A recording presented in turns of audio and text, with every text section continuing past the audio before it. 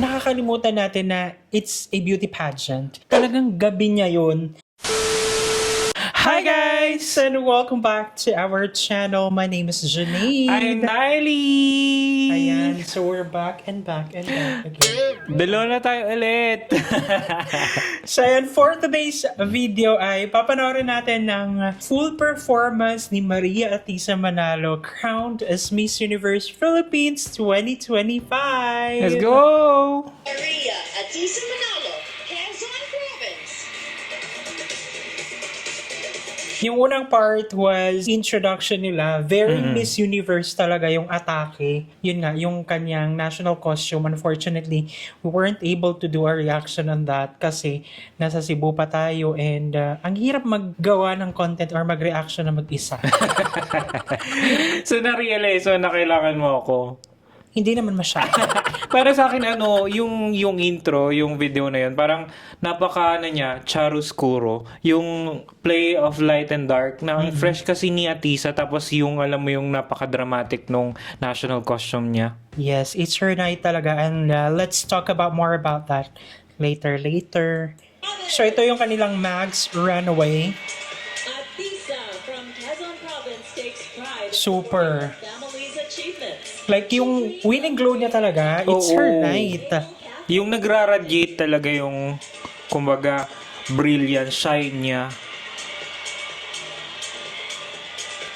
Di ba? Galing. Like, yung rampa niya, it's very kalkulado. Yung kanyang mga turns and all Oo. that. It's kalma lang. Like, hindi siya gigil. Polished. Yes. So, this is the swimsuit round. Grabe. Yung turn na yon, ang perfect nung downs ng hair and then yung turn, walang sabit, walang dumi. Yung hair flip, di ba? The way she posed talaga na yung parang alam niya na yung perfect angle niya sa camera, ganyan, kung ano yung itsura niya na magiging maganda siya. It's really hers. Ito naman ang kanyang naging evening gown in pink. Ang ganda-ganda niya dyan. Oh. Alam mo yung reaction ko dyan, sabi ko, it's a sign. Anong sign yun? Plus, minus? Ano siya, mananalo siya talaga. Kasi yun talaga yung nagustuhan ko doon. Wait, mamaya na lang. Panoorin mo natin. Grabe, yung ganda. Di ba na yung parang unbothered?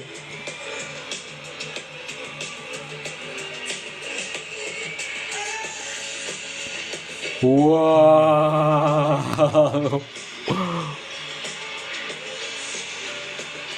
Di ba? Yung bouncing back moment na yon, yung na-fall siya but then yung tayo niya, natural na ganun yung tayo kapag hindi siya yung pinaarte. I mean, wala siyang walang arte yung pagtayo, yung Oo. natural lang, yung normal na ganun. Oo. Yun yung gusto ko, yun yung parang, syempre tao lang din naman si Atisa, di ba? Natatalisod din. Natural yung pagtalisod niya, natural din yung pagtayo niya, pero nung pag-blink ng camera, doon niya pinakita na eto ako. Parang kahit na ilang beses Oo. akong ma-fall or ilang beses kong paulit-ulit na gawin to, gusto ko to at eto ko ngayon, parang ganun. Question is, So sa final they say that a Q&A, good leader leads by example. Tell us about one event in your life when you led by example and the impact it made. I fell a while ago on stage. And the thing with me is, whenever I fall in life, I always make sure I come back stronger. Last year, I was here on this stage, and for the second time this year, I'm here putting everything on the stage to be Miss Universe Philippines because this is mine and my grandmother's shared dream, and she passed away early this year. And this is my ode to her. yes, wow naman. 'Di ba yung Q&A na yon, it's very personal. Wala masyadong mga mabulaklaking words. Oo. She used her experience. Yes. Kasi yun naman talaga yung tanong. Ano yung experience mo na parang feeling mo kakapulutan ng aral ng ibang Oo. tao, parang ganun. So, she gave a good answer naman. Sa akin parang napaka matalino niya when it comes to pageantry kasi alam niya talagang pinagtagpi-tagpi niya yung buong performance niya, 'di ba? Kumbaga ito na yung parang seal o ito na yung seal. And whether or not planado or however they call it, it's really her night. Yes. Yung question is naging akma doon sa nangyari sa kanya at ginamit niya yon.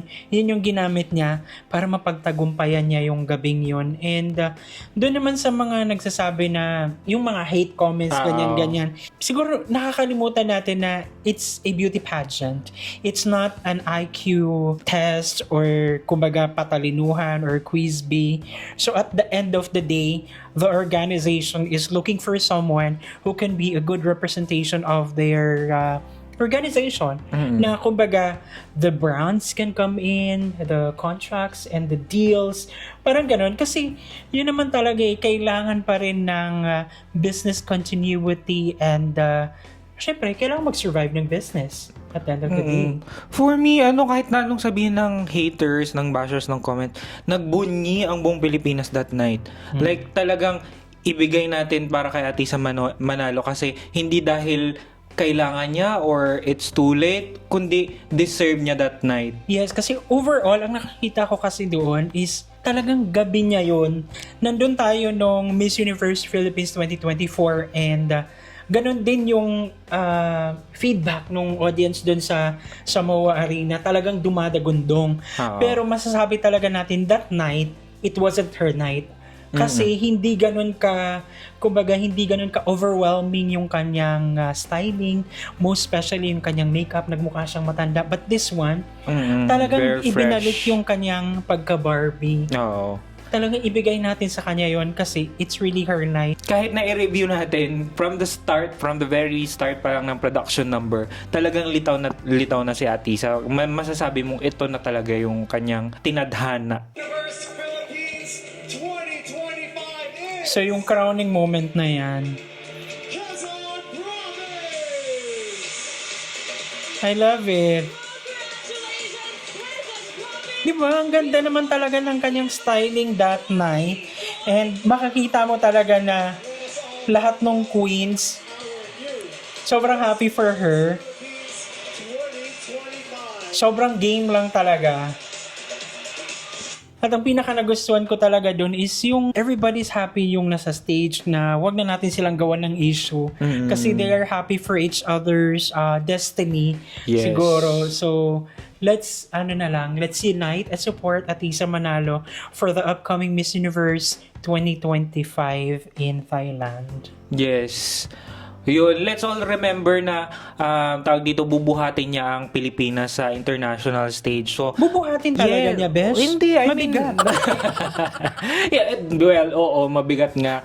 Kasi nga, di ba, hindi pa nag-start yung laban niya Mga Pilipino Kumbaga, na rin pangalan yung... ng Philippines yung kanyang dadalhin on Yes. the international pageant stage. And Let's try to, support her, lift her up, rather than breaking her na hindi pa siya nakakalabas ng, kumbaga, yes, international because it's stage. not a good representation of our candidate. Time comes na lalaban na siya sa international stage. So yun na guys, and again, congratulations to Atisa Manalo. We're so happy for you. We're here to support all the way, and thank you so much guys at sinamahan nyo kami sa nagdaang video. If you like this video, don't forget to give it a thumbs up. If bago kayo sa ating channel, don't forget to subscribe, hit that notification bell para updated kayo sa ating mga next uploads. Ayan guys, thank you so much for watching our videos. We have a lot of videos done and we have a lot of videos coming. So keep watching us. See you in the next video. Bye!